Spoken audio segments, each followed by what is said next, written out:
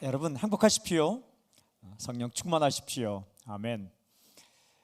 마태복음 10장, 마태복음 10장에는 예수님께 제자들을 부르시고 그들을 보내면서 하시는 말씀이 기록이 되어 있습니다. 무엇에 대해 말씀하시는가? 제자의 길에 대해 말씀하십니다. 제자가 가야 할 길에 대해서 말씀을 하시죠. 아주 중요한 말씀들입니다. 읽으면 읽을수록 한 절 한 절이 얼마나 마음에 와닿는지 몰라요. 은혜 가득한 말씀입니다. 마태복음 10장에 기록된 주님의 말씀을 5부분으로 나누고자 합니다. 앞으로 5주 동안 이 말씀을 듣게 되겠는데, 첫 번째 말씀은 잃어버린 양에게로 가라, 10장 1절부터 8절 전반부까지입니다. 두 번째는 거저받았으니 거저주라, 10장 8절 후반부부터 15절까지입니다. 그 다음에는 지혜롭고 순결하라, 16절부터 23절까지이고요. 그 다음에 두려워하지 말라, 24절부터 33절까지입니다. 그 다음 내게 합당하라, 34절부터 42절까지입니다.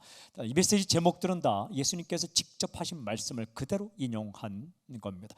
제가 이번에 10장을 1절부터 마지막 절까지 여러 번을 읽었습니다. 이전에 읽었던 말씀이지만 어떻게 이 말씀을 선포할까 하는데, 제자의 길에 대해 말씀하시는 예수님 말씀이 5가지로 들어왔습니다. 제목을 읽고 읽는데 제목만 읽어도 제게 은혜가 되었습니다. 잃어버린 양에게로 가라, 거저받았으니 거저주라, 지혜롭고 순결하라, 두려워하지 말라, 내게 합당하라. 이 마지막에 합당하다라는 이 단어는 굉장히 중요한 단어인데 주님께서 쓰셨더라고요. 악시오스라는 이 말이 뭐냐면 가치가 똑같은 우리가 예수님께서 원하시는 가치에 맞게끔 살도록 부름받았다. 주님께서 우리를 이렇게 바라보시면서 기대하는 그 가치는 어디까지냐? 주의 마음에 쏙 드는 그런 삶을 살기를 원하신다. 이 5가지, 잃어버린 양에게로 가라, 거저받았으니 거저주라, 그리고 지혜롭고 순결하라, 두려워하지 말라, 내게 합당하라. 5주 동안 이 말씀을 들을 때 우리에게 은혜가 될 줄로 믿습니다. 오늘은 첫 번째 10장 1절부터 8절 전반부까지입니다. 제목은 이렇습니다. 잃어버린 양에게로 가라. 질문이 있어요. 도대체 이 명령을 받는 제자들은 어떤 사람일까? 첫째 포인트입니다. 제자는 어떤 사람인가? 이 마태는 제자에 대해서 아주 중요한 몇 가지 사실을 기록합니다. 첫째는 부름받은 사람이다 라는 거예요. 1절을 함께 읽을까요? 1절 우리 함께 읽겠습니다. 시작. 예수께서 그의 12 제자를 부르사 더러운 귀신을 쫓아내며 모든 병과 모든 약한 것을 고치는 권능을 주시니라. 예수님의 행동을 나타내는 중요한 단어가 나옵니다. 부르사. 예수님께서 하시는 행동들이 많이 있는데 정말 중요한 행동 중에 하나가 부르신다라는 거예요. 사람을 부르시죠. 제자가 누구인가? 제자는 첫 번째 부름받은 사람이다 라는 거예요. 생각 없이 부르신 게 아니라 정말 심사숙고해서 부르신 겁니다. 그러니까 이것저것 심사숙고해서 캐스팅을 한 거예요. 제자는 누구인가? 예수님께 캐스팅 당한 사람입니다. 주님께서 당신 한 사람을 부르셨다라는 거예요. 그리고 두 번째는 권능받은 사람이다. 오늘 읽은 구절에 이런 구절이 나오죠. 권능을 주시니라. 어떤 권능을 주셨을까? 귀신 내쫓는 권능을 주셨다. 오늘 우리가 찬양할 때에 저 가슴을 뜨겁게 만든 찬양이 있었는데, 6월절 어린 양의 피로 더 이상 정죄 없네.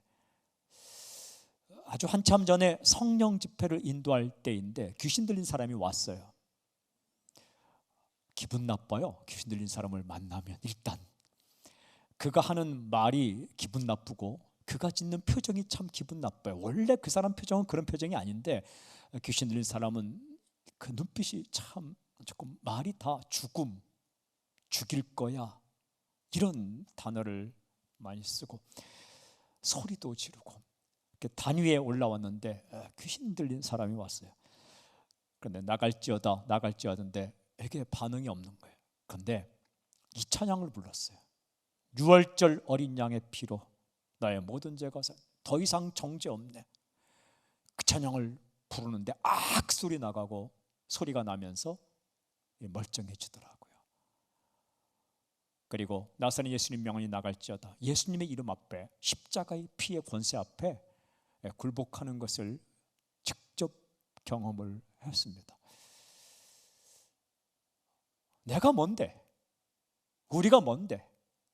무슨 힘이 있다고? 그러나 내 안에 있는 예수 그리스도, 우리 안에 있는 예수 그리스도 그 권능으로 귀신을 내어 쫓는 능력을 우리에게 주셨다. 사랑하는 여러분, 약한 영은 사람 두려워하지 않아요. 지식 두려워하지 않아요. 뭐 힘세다고 무서워하지 않아요. 약한 권세가 두려워하는 건 딱 한 가지입니다. 예수 이름, 십자가의 피. 당신 안에 그 주님이 계시기 때문에 귀신을 내쫓는 권세를 주셨다라는 것. 그리고 병과 약한 것을 고치는 치유의 권능을 제자에게 주셨습니다. 자신의 시간과 물질과 재능을 내어놓을 때에 힘들고 어렵고 아프고 상한 영혼들이 치유되는 그렇게 하는 권능을 주셨다. 권능 받은 사람이에요. 그들의 명단이 이렇게 기록되어 있어요. 2절부터 4절 제가 그들의 명단을 읽어볼게요. 12사도의 이름은 이러하니 베드로라 하는 시몬을 비롯하여 그의 형제 안드레와 세베대의 아들 야고보와 그의 형제 요한, 빌립과 바돌로메, 도마와 세리 마테, 알페오의 아들 야고보와 다데오, 가나나인 시몬 및 가룟 유다 곧 예수를 판 자라. 베드로, 안드레, 야고보, 요한, 빌립, 바돌로메, 도마, 마테, 야고보, 다데오, 시몬, 가룟 유다 12명의 이름입니다. 여러분, 이 사람 뒤에 당신의 이름도 있어요. 거기다 써놓으세요. 그 뒤에다가 당신의 이름을 써놓으세요. 가룟 유다 바로 뒤에 오는 게 좀 찝찝하면 가룟 유다 앞에다 써놓으세요. 또 좀 너무 가까이 있는 게 좀 기분 나쁘면 저 베드로 뒤에다 써놓으세요. 베드로 앞에 쓰면 좀 그러니까 당신의 이름을 써놓으세요. 당신이 제자라는 거예요. 그 이름 뒤에 수많은 사람들의 이름이 지금 계속 적혀가고 있는 거죠. 주님은 부르시고 그리고 그들을 권능을 주셔서 제자로 삼으신다. 이 사람들 보면 평범한 사람들입니다. 그들이 특출나다는 그런 조건을 써놓고 있지 않아요. 그리고 이 사람들은 다양한 사람들입니다. 직업군이 다양합니다. 출신 지역이 다양합니다. 나이도 다양합니다. 생각도 다양합니다. 그러니까 평범한 사람들, 다양한 사람들을 부르셨고 권능을 주셨어요. 그런데 이 사람들이 어떤 사람인가? 세 번째 중요한 게 보냄받은 사람입니다. 제자들의 아주 중요한 정체성이 이어지는 5절 전반부에 이렇게 기록되어 있어요. 예수께서 이 12를 내보내시며 주님께 보냄받은 사람들입니다. 그러니까 예수님께서 부르시고 권능을 주시고 그리고 보낸 이 사람들이 바로 제자입니다. 이 베드로, 이 제자 베드로는 예수님의 십자가를 목격하고 부활을 경험하며 그리고 수없이 많은 전도 현장에 있다가 나중에 베드로 전서와 후서를 쓰게 됩니다. 베드로 전서를 쓰면서 베드로는 우리가 어떤 존재인가에 대해서 굉장히 정확하게 고백을 합니다. 베드로전서 2장 9절에 있는 바로 이 고백이에요. 그러나 너희는 택하신 족속이요 왕 같은 제사장들이요 거룩한 나라요. 선택받은 사람이라는 겁니다. 왕 같은 제사장이고 거룩한 나라라는 겁니다. 그리고 그 다음에 그의 소유가 된 백성이니 이는 너희를 어두운 데서 불러내어 그의 기이한 빛에 들어가게 하신 이의 아름다운 덕을 선포하게 하려 하심이라. 불러내어서 다시 보내어 하나님의 덕을 선포하게 하셨다라고 이렇게 선포합니다. 여러분 기억하십시오. 당신이 제자입니다. 크리스찬 따로 있고 제자 따로 있는 거 아닙니다. 제자 훈련 받아야 비로소 제자 되는 거 아닙니다. 제자는 훈련으로 탄생하지 않아요. 예수님 믿고 거듭나면서 제자로 부름 받는 겁니다. 주님이 부르신 거예요. 왜 내가 여기 있느냐? 왜 내가 예수님 믿게 되었냐? 주님이 불렀어요. 나에게 무엇이 있느냐? 주님이 주신 권능이 있어요. 살리는 권능이에요. 치유의 권능입니다.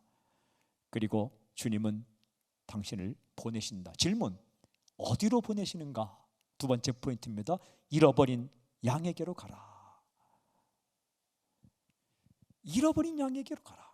마태는 자신들을 부르고 자신들에게 하신 말씀을 정확하게 기억하여 기록을 합니다. 생생하게 기억하고 기록을 합니다. 10장 5절 6절 이렇게 기록해요. 예수께서 이 12를 내보내시며 명하여 이르시되 이방인의 길로도 가지 말고 사마리아인의 고을에도 들어가지 말고 오히려 이스라엘 집에 잃어버린 양에게로 가라. 보면 명하여, 명한다는 것은 굉장히 강력한 단어예요. 파랑겔리아스라는 것은 군대에서 쓰는 용어입니다.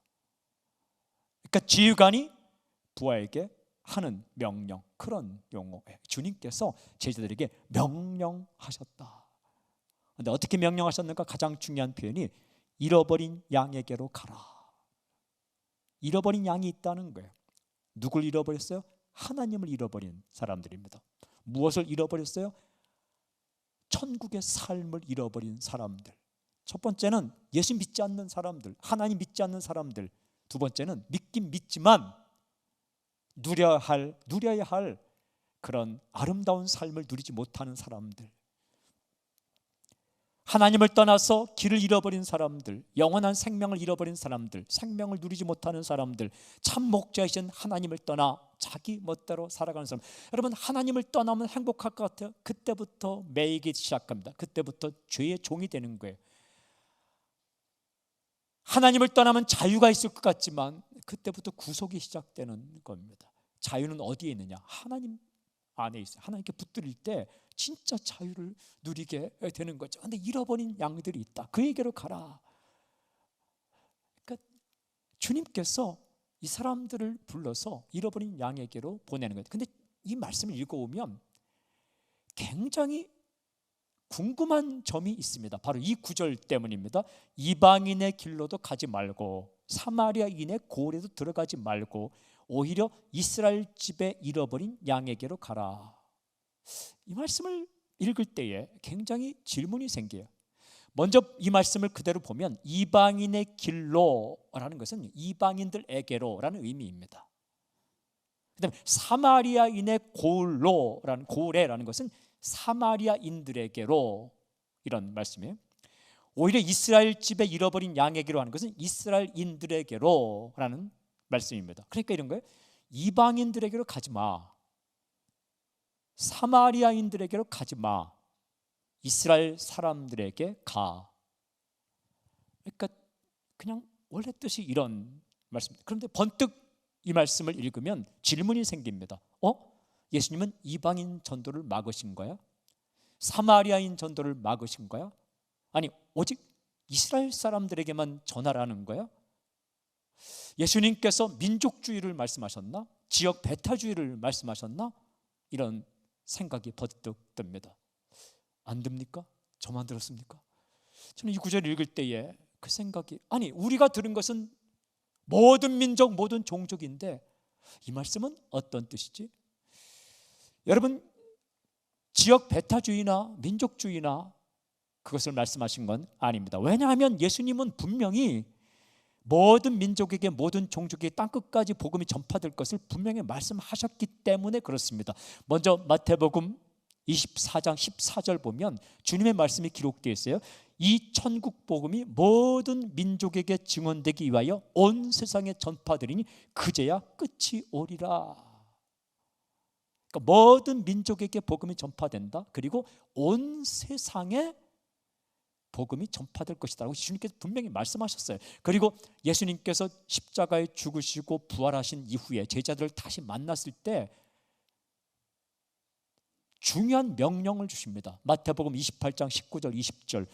그러므로 너희는 가서 모든 민족을 제자로 삼아 아버지와 아들과 성령의 이름을 세례를 베풀고 내가 너에게 분부한 모든 것을 가르쳐 지키게 하라. 볼지어다 내가 세상 끝날까지 너희와 항상 함께 있으리라 하시니라. 보면 가라, go, 누구에게? 모든 민족에게 이 말씀을 하셨어요.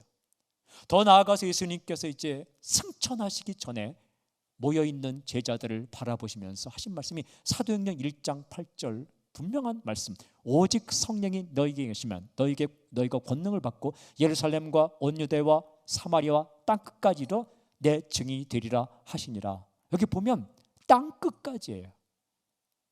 예루살렘, 유대, 사마리아가 나오고 땅끝, 이방인 나오거든요.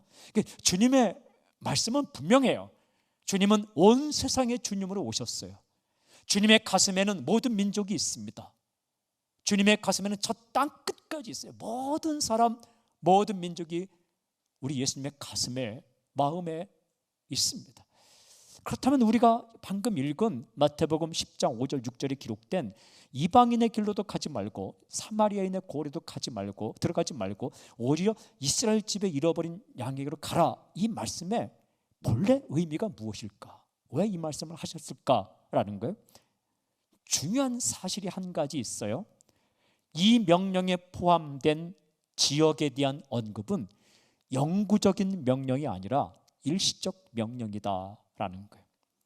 그러니까 이 명령에 포함된 지역에 대한 언급은 앞으로도 세월이 흘러도 천년 만년이 흘러도 그렇게 해서는 안 된다는 영구적인 명령이 아니라 예수님께서 십자가에 달리시기 전에 이 12 제자를 훈련으로 파송할 때에 그 제자들이 다시 돌아와야 하는 바로 그때, 그 제한된 시간 동안 주어진 한시적인 명령이다라는 겁니다.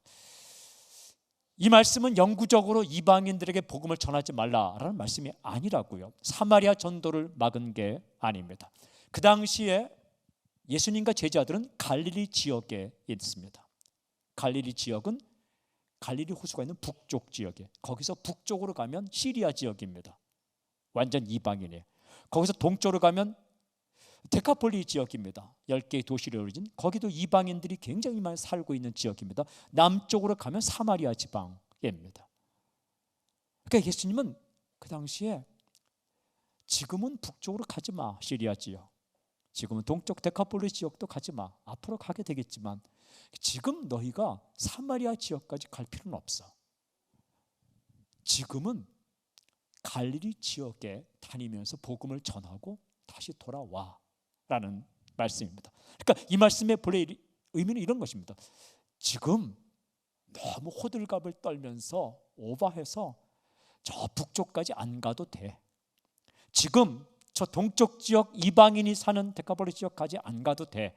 지금 사마리아 지역, 사마리아 사람들은 상대하기 힘든 사람들이, 그 다음에 그 시절 환영하지도 않고 거기까지 지금 가지 않아도 돼. 지금 잃어버린 이스라엘 사람들이 있는 이 지역에 복음을 전하고 돌아와라는 말씀입니다. 예수님의 가슴에는 모든 민족이 있어요. 모든 종족이 있습니다. 땅끝까지 있습니다. 그러나 그 특정한 때, 예수님이 십자가에 달리기 전에 제자를 훈련시키기도 하고 파송에다 돌아오기를 원하는 그 특정한 때에 주님은 전도 대상을 제한시키셨다. 일시적으로 명령하셨다라는 거예요. 그 일시적인 기간 동안 한정된 지역, 그러니까 거기만 해도 돼. 앞으로 모든 종족, 모든 민족에게 그 주님의 마음이 있지만 지금 거기만 하면 돼라고 말씀하시고, 여기에 중요한 영적 비밀이 한 가지 있어요. 무엇인가? 특정한 때에 특정한 사람에게 보여주시는 복음 전파의 대상은 한정적이다라는 말씀입니다. 여러분, 모든 사람에게 모든 지역을 다 보여주지는 않는다.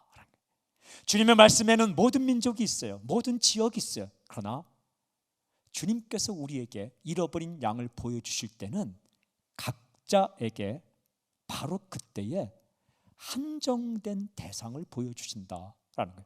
어떤 사람에게는 청소년을 보여주십니다. 어떤 사람에게는 실버 세대를 마음에 품게 하세요. 어떤 사람에게는 아이들을 품게 하세요. 또 어떤 사람에게는 이 민족을 품게 하시고 저 사람에게는 저 민족을 품게 하세요. 그리고 어떤 사람에게는 이 민족도 아니고 저 민족도 아니고 실버 세대, 청소년 세대도 아니고 자기 가족만 품게 하세요. 아니 지금 모든 민족 전도가 중요한데 나는 왜 내 가족만 이렇게 끙 품고 내 가족 그냥 몇 명 가지고 끙끙 앓을까? 그렇게 생각하지 않아도 된다는 겁니다. 아울러서 동일한 사람일지라도 지금 보여주는 대상과 10년 후에 보여주는 대상이 다를 수가 있다는 겁니다. 특정한 때에 말씀하시는 대상은 한정적이다. 주님은 제자들을 배려하신 말씀이에요. 내가 지금 북쪽, 동쪽, 남쪽, 서쪽 다 책임 안 져도 돼. 그러니까 지금은 이곳만 다녀와 라고 말씀하시는 거예요. 동일한 사람이라도 2000년에 보여준 그 대상과 2020년에 혹은 2022년에 보여주는 대상이 동일한 사람에게도 달라질 수 있다. 제가 목회할 때에 해외에 있을 때 해외 선교를 이제 강조하다 보니까 어떤 분이 이렇게 결혼 기념일 날 굉장히 한 50년 정도 사신 분이 그 기념 그 잔치를 하지 않고 헌금을 드렸어요. 선교지에 교회를 세워달라. 굉장히 아름다운 거죠. 제가 감동을 받았어요. 초청받아서 갔는데 잔치를 크게 하지 않고 헌금을 하겠다. 오, 너무너무 아름답습니다. 잊을 수 없어요. 그래서 이제 그걸 와서 또 제가 가만히 있을 수 없으니까 주일날 이렇게 또 설교했더니 거기 또 감동을 받은 어떤 그 권사님이 자식들을 다 모아서 우리도 선교지 교회 하나 세우자 해갖고 이제 그 가족 헌금을 모아서 하겠다 이렇게 오셨어요. 정말 잘하신 결정입니다. 저한테 선교지 하나를 좀 추천해 주세요. 그랬더니 제가 미얀마 그랬더니 이 권사님이 미얀마는 아닙니다. 저는 그때 이 비밀을 잘 몰랐어요. 이 특정한 대상에게 특정한 지역을 이렇게 보이는. 그래서 그럽니까? 근데 제가 미얀마라고 말한 이유는 한 가지예요.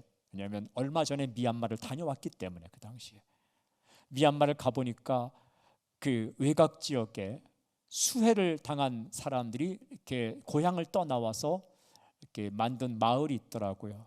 대나무를 이렇게 깔아서 그 집을 짓고, 그러니까 빈민촌입니다. 그제 갔더니 뭐 에이즈 환자도 있고 피부병 환자도 있고, 제가 돌아보면서 신방을 이렇게 다니면서 기도해 주다 보니까 그 마음에 품고 왔어요.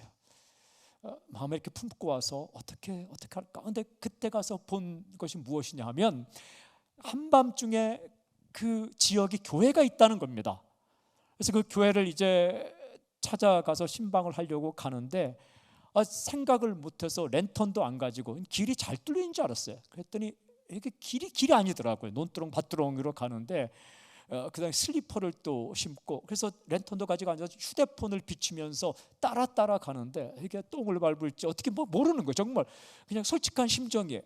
그래서 발을 삘지, 그래서 조심조심 따라갔는데 거기에 갔더니 교회라고 있는데 우리나라 원두막 크기더라고요.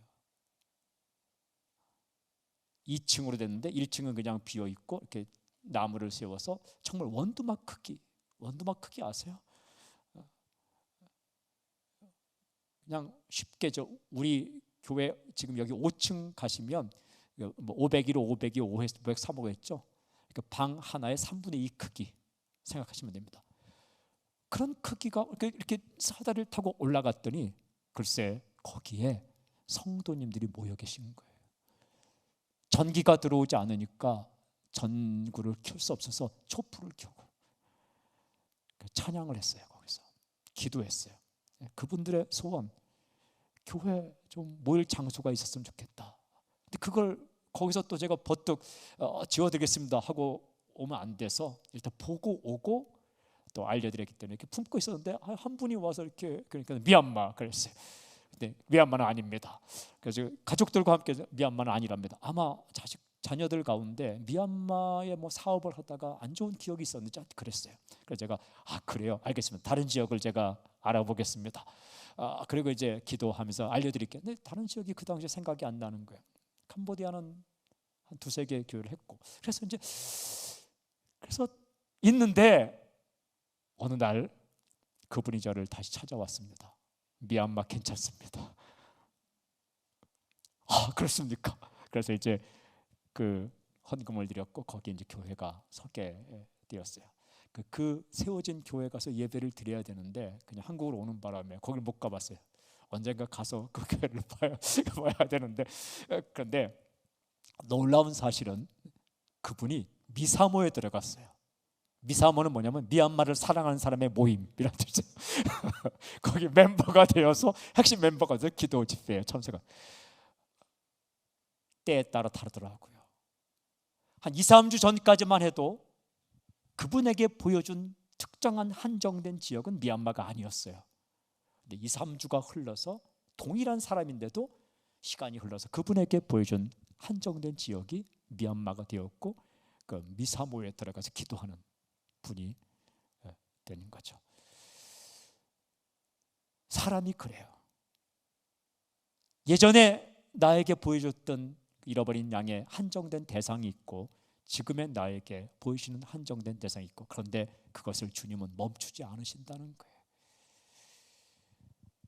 지금 당신에게 보여주는 대상은 누구입니까? 어떤 경우에는 정말 가족 중에 한 사람 끌어안고 어떻게든 그 사람 때문에 다른 것도 관심 갖지 못하고 그 한 사람에 매여 있다는 느낌이 들 때가 있어요. 괜찮다는 거예요. 너 동네 품지 않아도 괜찮아. 부담 갖지 마. 캄보디아, 미얀마, 베트남, 저 아프리카 품지 않아도 돼. 괜찮아. 이방인의 길로 지금 못 가도 돼. 사마리아 길로 가지 못해도 돼.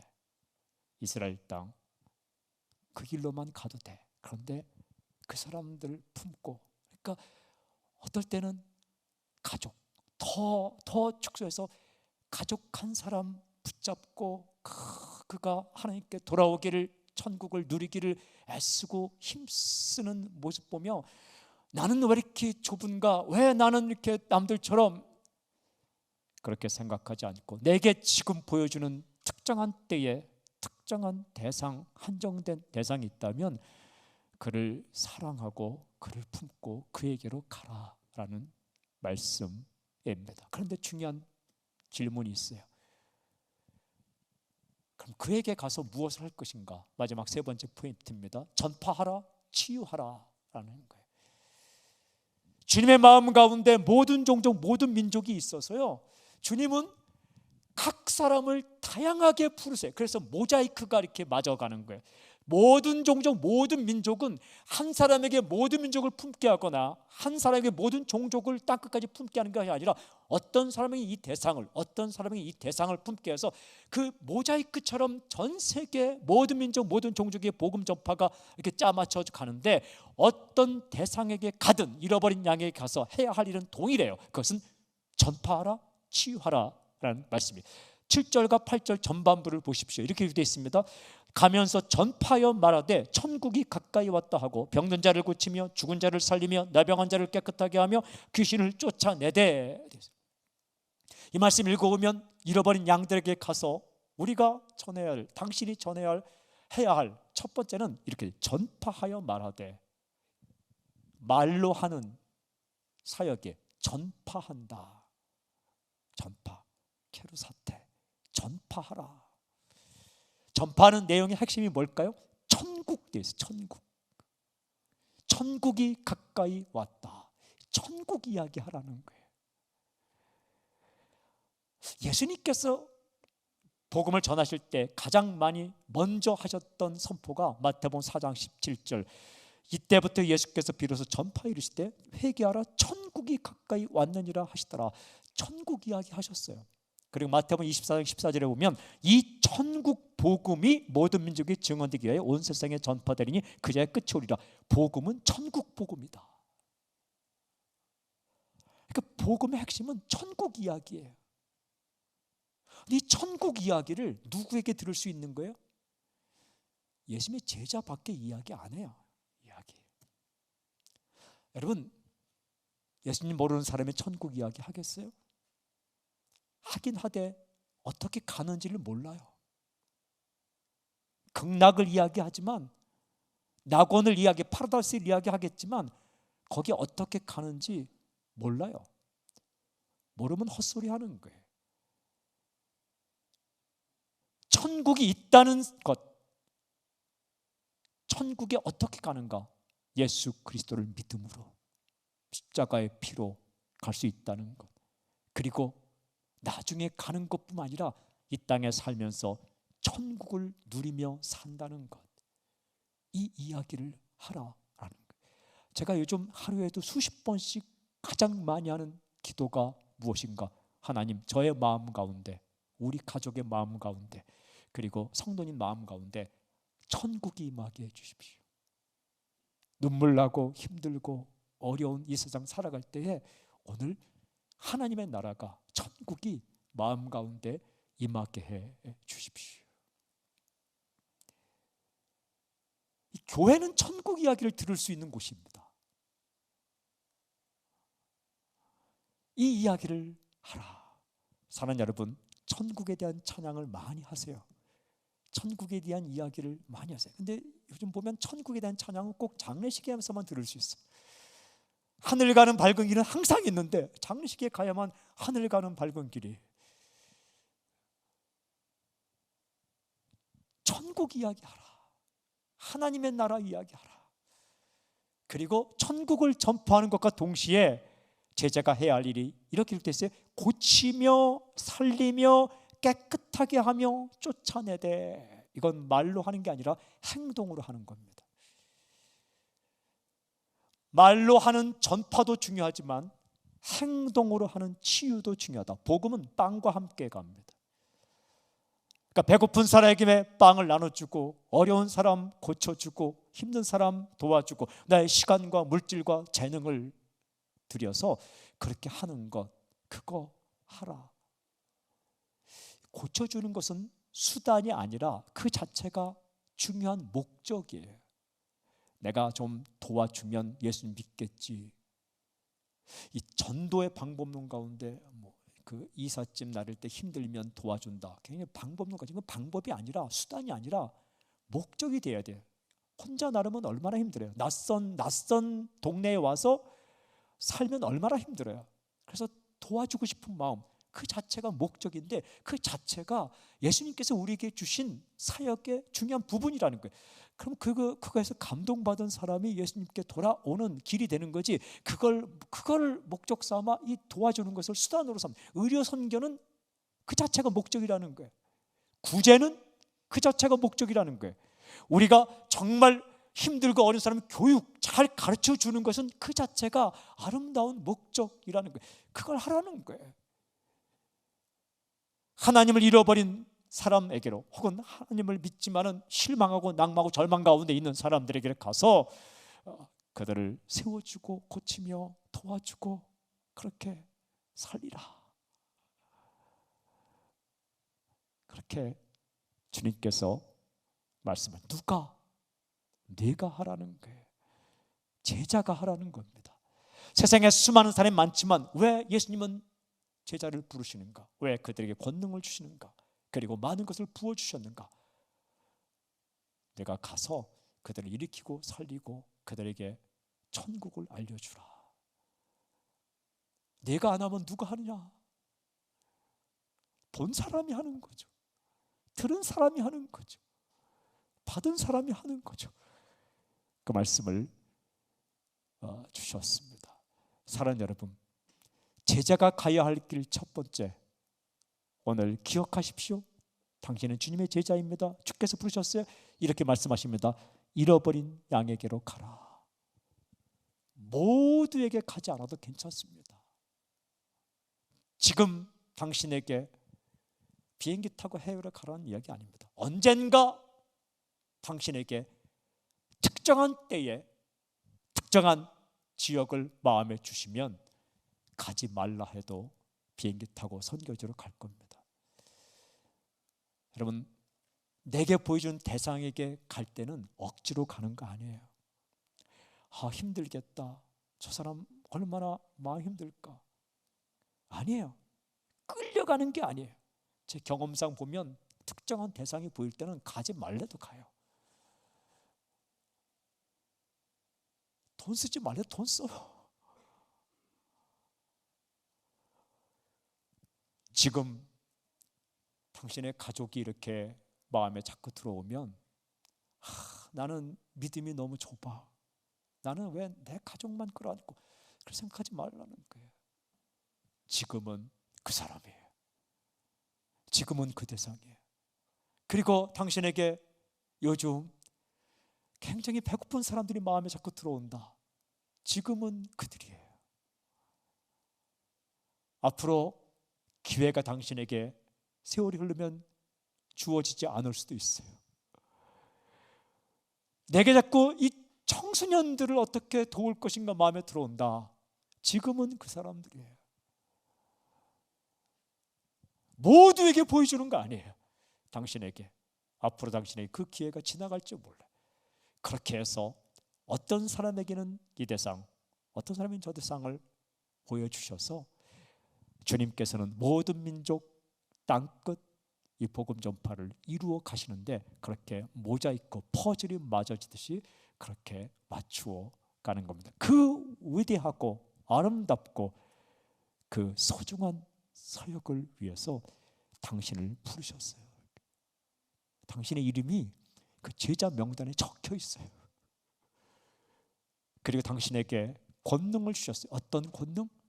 귀신을 내어 쫓고, 그리고 아픈 사람을 고치며 낭망한 영을 일으키는 권능을 주셨다. 그 권능이 언제 발휘될까요? 입을 열어서 천국 이야기를 하고, 그리고 그들을 치유하는 사역에 내 시간과 물질과 마음과 탤런트를 내어놓을 때, 그때부터 사건이 일어날 것입니다. 저는 선포하고 축복합니다. 복음이 전파되는데, 사람이 일어나고 살아나는데 쓰임받는 당신이 되기를 저는 선포합니다.